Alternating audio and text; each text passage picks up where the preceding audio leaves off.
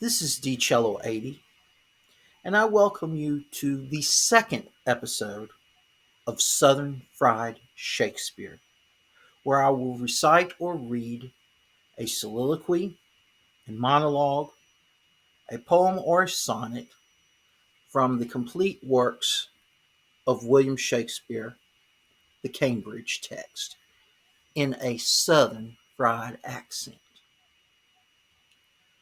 For this episode, I will be reading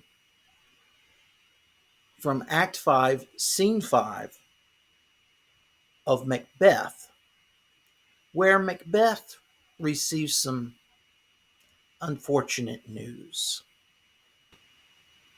I have almost forgot the taste of fears.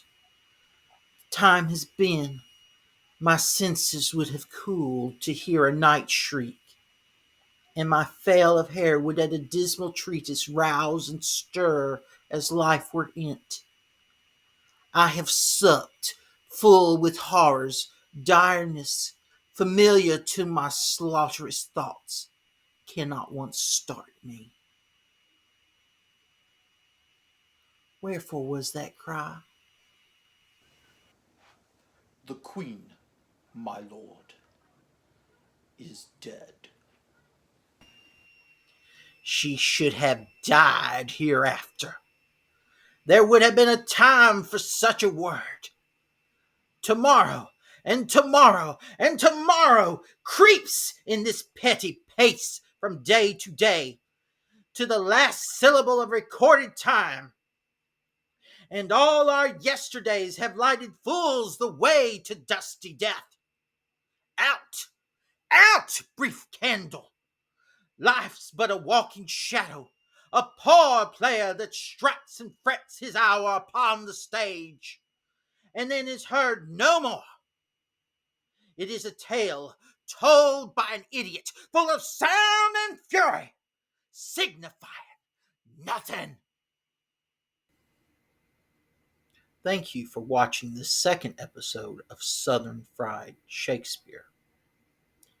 If you were entertained and you enjoyed yourself, had a good time, leave a like. If you thought this was more boring than the Game Awards, then leave a dislike. You're still full of indecision, then watch it again and again and again.